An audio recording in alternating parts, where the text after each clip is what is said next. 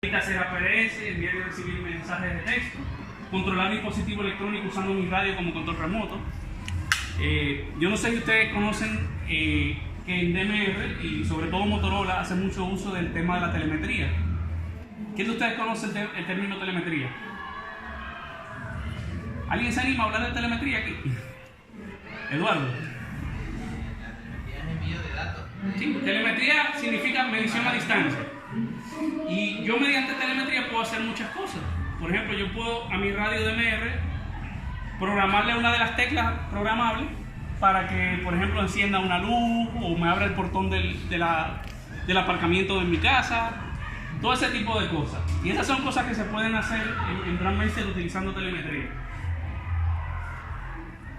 Hablando de los grupos de conversación, esto sí es importante que lo entiendan. Las dos redes tienen formas totalmente distintas de mandar los grupos de conversación. En DMR Mark, por defecto el repetidor no tiene ningún grupo de conversación habilitado. Y uno tiene que empezar a habilitar los grupos que uno quiere habilitar por ranura. Y decir, bueno, el grupo tal, el grupo tal, el grupo tal, en la ranura 1. Y eso se hace a nivel del C-Bridge. Sin embargo, en Brandmeister es totalmente distinto. Mientras aquella red es cerrada y tú tienes que ir abriendo todos los grupos, esta es abierta y tú tienes que ir cerrando, o sea, es al revés. O sea que hay que entender cómo funcionan los dos conceptos. Entonces, aquí tenemos dos tipos de storage: grupos estáticos y grupos dinámicos. ¿Cuál es la diferencia? La diferencia es la siguiente: por defecto, en Brandmeister todos los grupos son dinámicos. ¿Qué quiere decir eso? Que el tollgroup o el grupo de conversación se habilita cuando yo peteteo el radio. Si yo peteteo en ese tollgroup, en ese momento se habilita ese grupo. Pero ¿qué pasa? Ese grupo se habilita por un tiempo determinado. Creo que es un máximo de 15 minutos, ¿verdad? 10 minutos.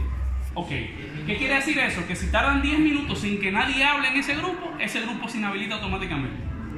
O sea que hay que estar peteteando antes de los 10 minutos para que la conexión del grupo no se caiga. Y luego tenemos entonces los grupos estáticos, que son los grupos que están habilitados por defecto en una ranura de tiempo. Como por ejemplo el TG91, que es el grupo mundial, ese está fijo en la ranura 1.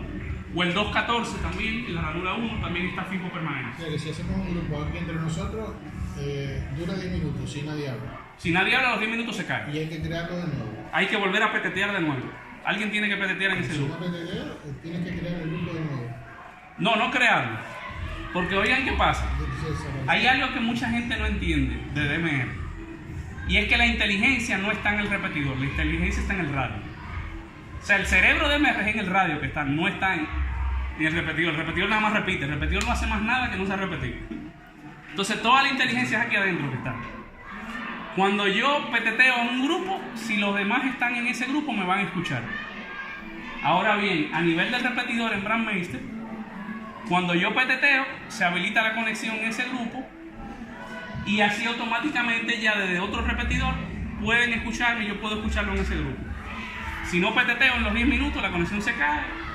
Digamos que se desvinculan los repetidores en ese todo grupo. Seguimos. Este es un mapa, dice aquí que está actualizado el 21 de marzo del 2016, ya tiene un par de años también, pero básicamente la idea es que vieran cómo fue creciendo la red de Brandmeister. Vamos a ver después de este mapa algunas estadísticas de cómo va el crecimiento al día de hoy. Dale para atrás. Evidentemente, como ven en el mapa, en Europa Brandmeister se ha desarrollado más porque lo inventaron en Alemania. Y al haberse inventado en Alemania y los equipos ser más baratos de este lado, pues evidentemente ha tenido un mayor crecimiento. Estas son estadísticas al día de hoy. Estas estadísticas yo las busqué antes de venir para acá. Brandmeister al día de hoy ya tiene 1984 repetidores a nivel mundial, 44 servidores máster, 6114 hosts, y en ese momento había 11 personas con 11 conversaciones simultáneamente a nivel mundial, cuando yo saqué la estadística.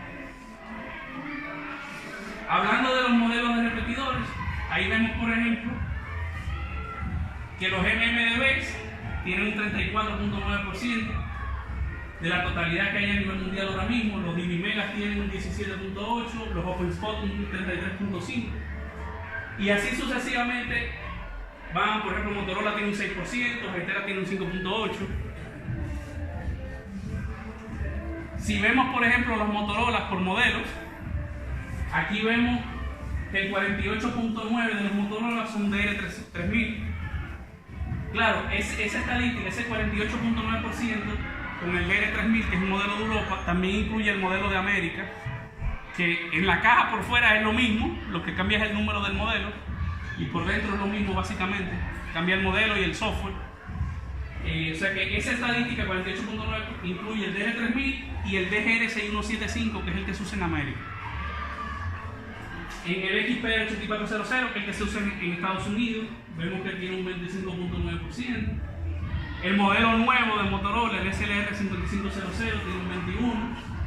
Y curiosamente vemos que de los modelos más costosos de Motorola, el MTL y el SLR8000, ahí aparecen con un 3.8% entre los dos. Si vemos las versiones de firmware, es decir, el software interno del repetidor, vemos que hay una diferencia enorme. Básicamente, ustedes pueden ver aquí la versión 2.805, que es la última versión, apenas un 4.6% del total de repetidores de Brandmeister tiene la última versión. Pero ese firmware tenéis que comprarlo, por ejemplo. No, es gratis, es totalmente gratis. Lo que pasa es que el firmware tiene un tema, y es que el firmware, el acceso a tenerlo actualizado, viene bajando, digamos, en escalera. Cuando Motorola lo lanza, sale primero para los empleados de Motorola. Un mes más tarde de los empleados sale para los mayoristas, para los distribuidores. Y un mes y medio más tarde así va bajando. Entonces cuando eso viene llegando al público es porque ya el firmware tiene como 6 meses que salió. Entonces ahí influye un poquito eso, por un lado. Por otro lado es que Motorola no recomienda que las actualizaciones de firmware las haga gente que no está entrenada para eso. ¿Por qué? Porque instalar un firmware en Motorola tiene una serie de requisitos y de medidas que hay que tomar, que si uno no las toma adecuadamente puedes averiar el radio. O sea, tú puedes dañar un radio actualizando un firmware de Motorola. Entonces por eso es que el tema de los firmware es como tan restringido en Motorola, que no todo el mundo lo tiene, no todo el mundo tiene acceso a los últimos. Por un tema de ellos evitar que no hayan tantas reclamaciones de garantía, que la gente no esté dañando tanto los equipos porque están haciendo una operación que no conocen cómo se hace o cómo se hace adecuadamente. Entonces ahí hay muchísima oportunidad de mejora. Hace falta bastante ir actualizando los repetidores. Ahora también hay que tomar en cuenta que no todos los días uno da un viaje a un cerro a actualizar un repetidor. Tema de el costo del viaje y demás, el tiempo que implica uno dar un viaje a actualizar un repetidor también influye en que no sea tan frecuente. Y bueno, esa fue mi presentación. No sé si tienen preguntas.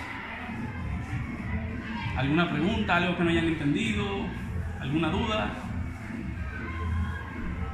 Pregunta por acá. Buenas tardes, mi nombre es José Antonio. Buenas tardes, Chicho. La pregunta es la siguiente.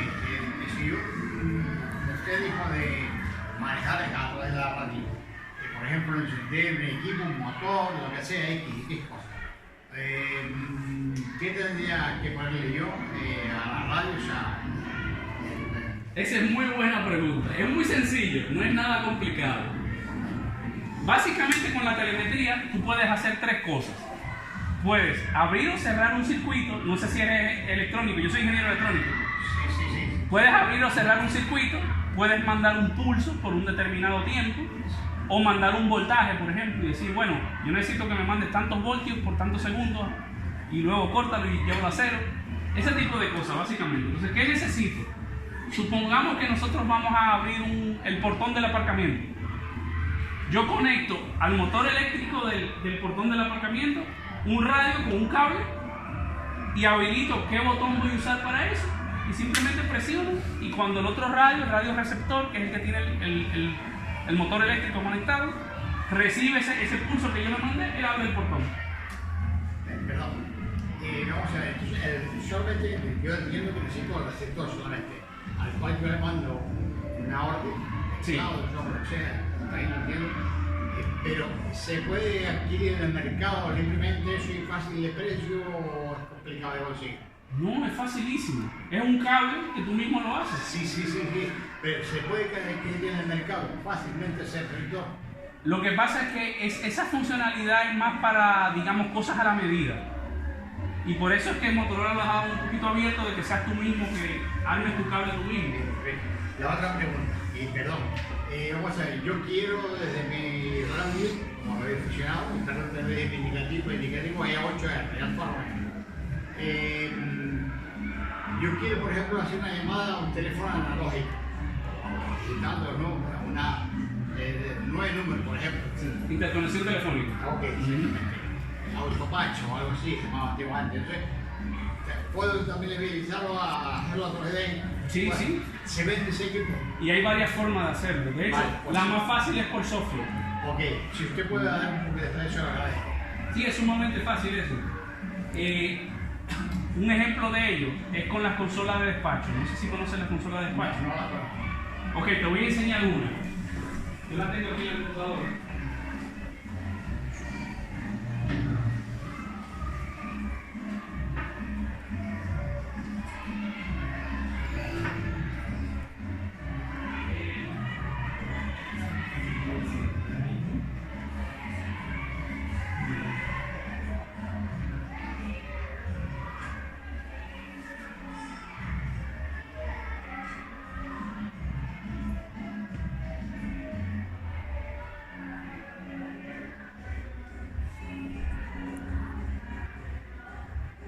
Para mostrarlo.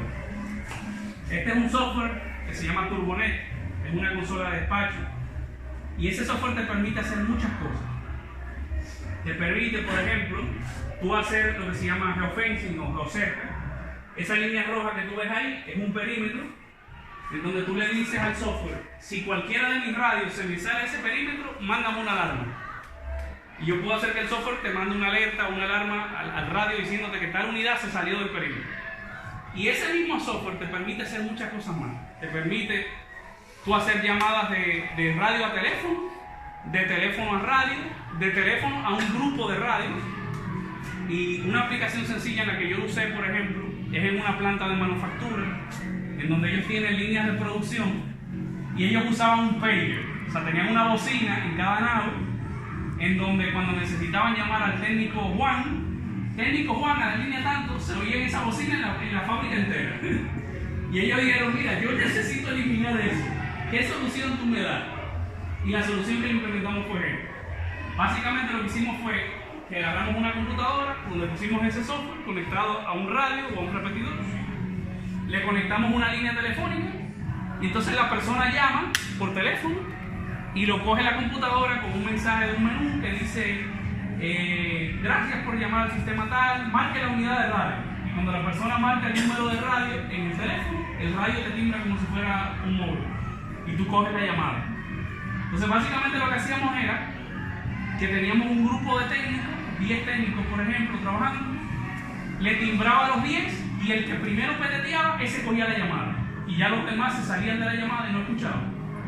Entonces se establecía la conexión entre el teléfono y el radio. Ya usted ha dicho el tema del perímetro, ¿cómo delimita la radio que una radio sale de ese perímetro? Sencillo, porque el radio tiene GPS. ¿Vale? Al radio tener GPS, yo voy viendo en tiempo real todos los radios moviéndose aquí. Ya, pero necesario igual se puede GPS. Sí, porque esa es la funcionalidad de GPS. Hay otra forma de cómo hacerlo también, que es más avanzada y más reciente, que es por Bluetooth. O sea, yo puedo usar lo que se llama unos iBeacons, que es una piececita de plástico que se pone en un salón. Sí. Y yo puedo tener el mapa en 3 dimensiones del edificio y ver mis radios por Bluetooth moviéndose en tiempo real. Sí, pero vamos a ver si yo lo he entendido. Pero por Bluetooth lo limito. Localización en interior. Exactamente. No, exterior es GPS. Ok, vale, gracias. Esa es la diferencia. Cuando es dentro de un edificio es por Bluetooth, cuando es por fuera es con GPS. Ok, gracias. No sé si hay más preguntas. Bueno. Ese programa es exclusivo, ese programa está... Es de un fabricante, una compañía que se llama Neocom. Ellos tienen diferentes versiones con diferentes precios. También tienen versiones de prueba gratis que usted puede descargarla de la página y probarlo. Eduardo. ¿Nos puede hablar un poco de lo que es el Capacity Plus? ¿Qué es exactamente? Capacity Plus, eso es tronco. Pero para DMR también creo que hay algún sistema para Te aumentar la explico. capacidad. Capacity Plus es el sistema troncalizado de Motorola. Te lo voy a enseñar en esa misma presentación está. Te lo voy a enseñar. Ok, vamos a pararnos ahí. Entonces, básicamente lo que vamos a ver aquí es lo siguiente. ¿Cuál es la diferencia entre los diferentes sistemas que tiene Motorola? En un sistema convencional es un solo repetidor, pero es un repetidor que no está enlazado, el repetidor está suelto. En ese repetidor yo puedo tener 100 usuarios por ranura, eso es lo que recomienda Motorola. Es decir, que un repetidor, según Motorola, me debe soportar 200 usuarios por repetidor. Eso es teóricamente y siendo muy conservador, siempre Motorola es muy conservador, te da unos valores por debajo. En mi experiencia yo le he metido hasta 300 usuarios, 300 radios por repetidor. Pero ¿qué pasa si yo quiero aumentar mi capacidad o mi cobertura? Si yo necesito aumentar cobertura, mi siguiente opción se llama IPsite Connect, en donde yo puedo enlazar hasta 15 repetidores. Pero ¿qué pasa? Yo tengo cobertura extendida, ¿verdad? Que puede ser en varias ciudades, en varias comunidades, etc. Pero sigo manteniendo la capacidad de los 200 usuarios por ranura.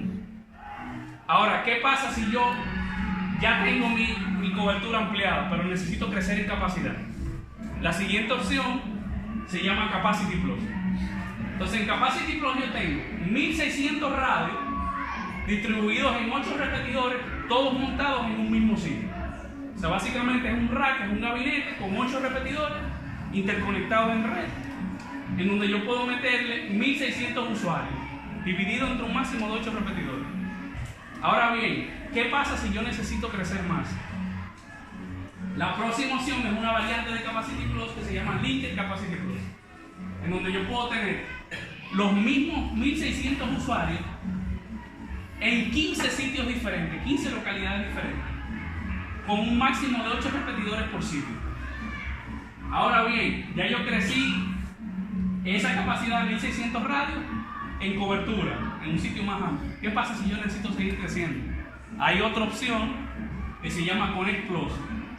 Esto le llamamos el monstruo, que por cierto, ya hay una versión nueva que se llama Capacity Max que va a desplazar a Connect Plus. Ya lo está desplazando, de hecho, mucho más grande.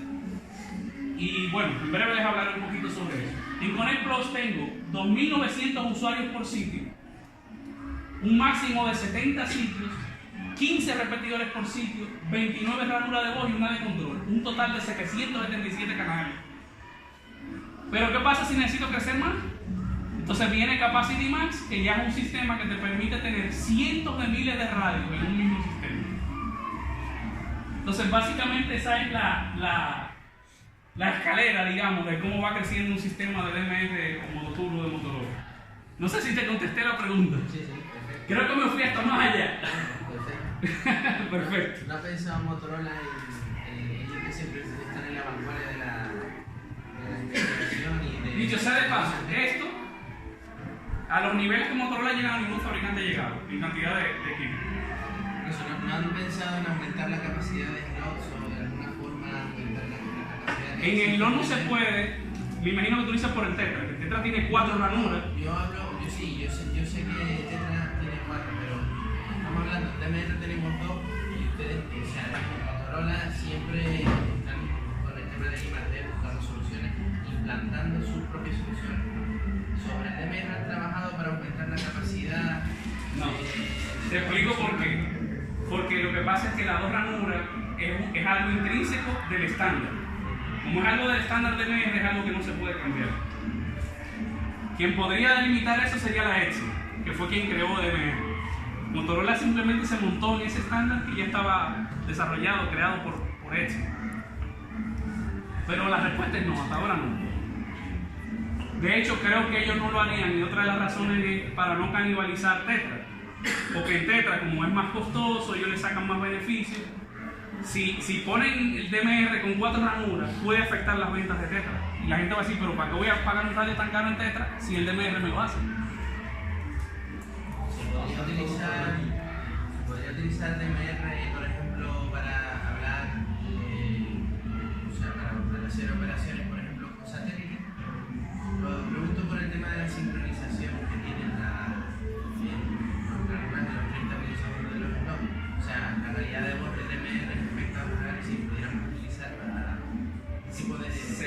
formidable, pero también en satélite tú sabes que se usan dos bandas. Un receiver en una banda y transmiten en la otra.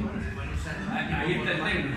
Se podrían usar los equipos monobanda. Pero está interesante la pregunta, yo no lo he experimentado todavía. Por el tema del Doppler y todo eso. Del efecto Yo Doppler. creo que no sería eficaz para eso. Teóricamente me imagino que no, pero habría que hacer la prueba. Yo realmente nunca lo he hecho. A lo mejor utilizando un solo reloj. Por ejemplo, Habría que probarlo. el NXDN de Ken, como no requiere de sincronización, quizás sería un sistema más efectivo. Quizás sería más efectivo. Es posible que sí. Otra pregunta por acá atrás. Y Motorola que yo sepa tiene actualmente 66 satélites andando por la red Iridium. ¿Tiene alguna relación esto con eso? No, para nada. Porque Iridium es una red que está conformada. De hecho, yo trabajo mucho con satélites, con banda ancha satelital y con telefonía satelital. No sé si todos están familiarizados con el tema de satélites, pero básicamente existen 3 redes conocidas de satélites para comunicaciones telefónicas. Está Iridium, que es la más grande, que tiene alrededor de 70 satélites. Pero ¿qué pasa? Esa red de Iridium, los satélites no son geoestacionarios. O sea, son satélites que se la pasan moviéndose. Y eso hace que Iridium no pueda garantizar 100% el servicio. Ellos dicen que ellos te garantizan que el máximo tiempo que tú vas a durar con un teléfono satelital sin tener señal son 3 minutos. Es decir, que máximo 3 minutos es lo más que tarda un satélite de Iridium en pasarte por encima de la cabeza, digámoslo así. Luego hay otra red que es la que está teniendo más auge ahora, que se llama Inmarsat, en donde ellos con 4 satélites cubren el globo terráqueo casi completo. Estos satélites sí son estacionarios, o sea que van girando con la Tierra a la misma velocidad que el planeta. Por lo tanto, el satélite con respecto a ti se mantiene siempre en el mismo punto. Y eso te da una cobertura de un 99% de cobertura y de disponibilidad de la señal del satélite. Es un término medio en precio. Y luego entonces está la red de Globalstar, que es la más económica. Globalstar tiene muchos satélites que en estos últimos años han ido saliendo de servicio. Se habla de que en el año 2020, me parece, que van a reemplazar sus redes satélites. Y ahí, bueno, la señal va a mejorar, la cobertura va a mejorar, pero hasta ahora es la red más barata, la de Globalstar.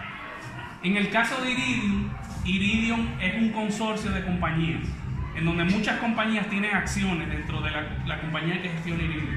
O sea que Iridium no pertenece, digamos, a Motorola nada más, sino que pertenece a muchas compañías que han aportado dinero para construir la red. No sé si tienen más preguntas. Sí. Pregunta por acá.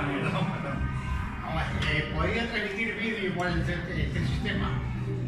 ¿Video? No se podría. Ocupa mucho, ¿no? Lo que pasa es que el ancho de banda es muy poco, no da. ¿Y hay alguna manera, algún programa de que lo comprima? Es que no te cabe. Estamos hablando de Sí, ya, sí. un ancho de banda muy pequeño. Ya. Apenas puedes mandar mensajes de texto. Muchas gracias. Y los mensajes de texto están limitados. Hay un tamaño máximo que puedes mandar de caracteres.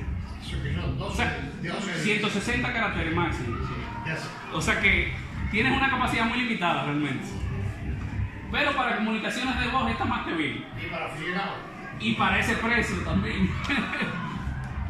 No sé si tienen más preguntas. Me imagino que les ha llamado la atención de por qué he podido hablar de tantos temas diversos que no tienen quizás que ver uno con el otro. Lo que pasa es que mi profesión, lo que yo estudié en la universidad, mi primera carrera fue Ingeniería Electrónica y Telecomunicación.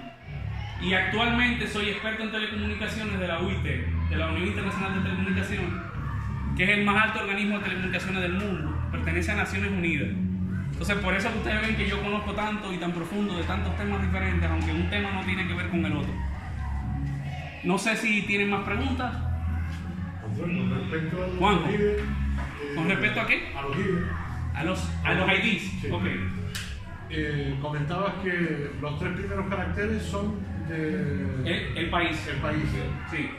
El 4º carácter, la provincia o la comunidad. o la comunidad autónoma. Exacto. Y luego te quedan 3 caracteres libres, lo cual te limita a 999 usuarios. Siempre me preguntan eso, ¿cuál es el límite? Sencillamente, bajo el esquema de ID, puedes tener 999 radios en una misma ciudad.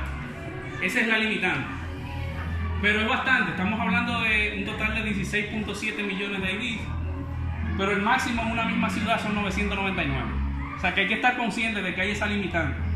Por eso es que yo no recomiendo que un mismo dueño tenga varios IDs. Yo le digo, no, usa uno solo o usa dos como mucho. Porque los IDs es un recurso limitado, o sea, es un recurso finito, digámoslo así.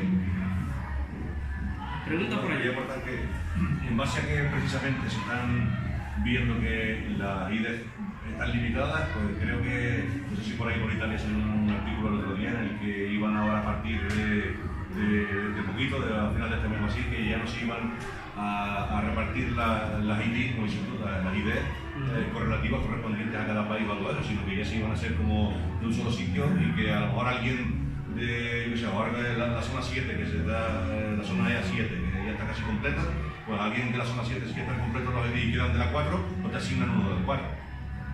Wow, yo no había escuchado eso, pero tiene lógica, Está ya- porque hay limitaciones realmente. Sí, está claro, pues entonces en base a eso de que van a estar limitados ya han pensado en una solución ahí a Eso es un tema. Y mucha gente me ha preguntado, ¿por qué 16.7 millones? ¿Por qué no llegamos a 20 o a 40? Muy sencillo, porque el estándar no permite más. O sea, no hay forma de agregar más. Pero hay un montón de ideas. Yo, por ejemplo, cuando tenía 3 indicativos, ahora tengo uno de 2 letras, pero antes tenía 3, yo me registré con ese indicativo. Porque yo no puedo transmitir con ese indicativo, tengo que solicitar una ID nueva para mi nuevo indicativo. No, entonces desperdiciaste uno. No lo desperdicié, porque yo en su momento hice la consulta de si podía modificar. Se puede modificar, Me claro. contestaron que no, y de hecho, Sí, se puede, se puede. yo no he podido recuperar la ID de mi Muy indicativo sencillo, indicativo. sumamente sencillo. Pues dime, ¿qué tendrás que hacer para Te lo voy a enseñar ahora mismo. Por favor. Eso es en una página que tú entras, un link, llenas un formulario o mandas un email y ya. Casi todo el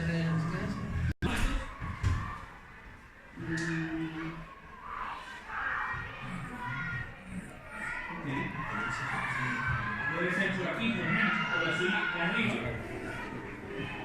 Tú llenas todo eso y aquí en Details le escribes eso mismo. Le dices, mira, yo cambié mi licencia, por ejemplo, y el ID número tal que está registrado en mi licencia tal, quiero cambiarlo al indicativo tal. Y ya en 15 minutos te lo haces. que eso solo hice y me contestaron que no se podía modificar los registros de la serie. Ah, espérate. Ahí hay un detalle también. Yo me registré por el Te voy a explicar qué pasó. El 2148017, ese era de 48 Charlie Wikipedia. Cuando me dieron las letras Quisiste actualizar el yo quise actualizar ese campo de la base de datos para tener la misma idea y no tener que registrarme de nuevo. La contestación fue que me tenía que registrar de nuevo, volver a, o sea, Gastar otro ID. incluso que mandar la licencia mía nueva con esa solicitud para contactar, efectivamente soy radioaficionado, que tengo certificativo, y entonces me concedieron otra ID diferente. Te explico qué pasó. Desde hace un tiempo para acá, antes los ID era, yo le llamo, ¿cómo le llamamos a eso en español? No, era un morenomático, yo le llamo así. Era un tipo en un cuarto con una computadora que él manualmente te asignaba el ID. Así era como se hacía antes. ¿Qué pasa? Que de hace un par de años para acá, hay países o ciudades en donde han implementado un sistema automatizado. Por ejemplo, en el caso de República Dominicana, si tú solicitas un ID, una licencia dominicana, de acuerdo al circuito radioeléctrico, a la zona donde tú estés, te asigne el ID. O sea, ya tú sabes que el cuarto dígito va a venir determinado por el tercer dígito del indicativo. Si tienes un indicativo ecualfa 7, ya tú sabes que tu ID en el cuarto dígito va a tener el número 7. Entonces, eso es un sistema automático que cuando asigna los IDs no hay forma de cambiar. Entonces, es posible que ese ID tuyo haya sido asignado por el sistema automático y si fue así no lo puede cambiar. Solamente se puede cambiar si fue por el manual. Eso ya en Dominicana nos pasó, ya me ha pasado varias veces. ¿Sabes por qué te digo? Porque ese ha sido el caso mío. Sí, yo cuando les escribí me dijeron eso mismo. Me dijeron, mira, si es sistema automático no se puede cambiar. Yo tenía dos ideas, la 17 y la 19. Yo gasté dos que no puedo recuperar, dos que tampoco puedo aprovechar tampoco nadie más. Y están limitados a una cierta cantidad, entonces creo que sería conveniente, si dijiste que esa base de datos la gestiona Motorola, Te voy a enseñar otro error. hacer una limpieza de eso. ¿Qué ocurrió?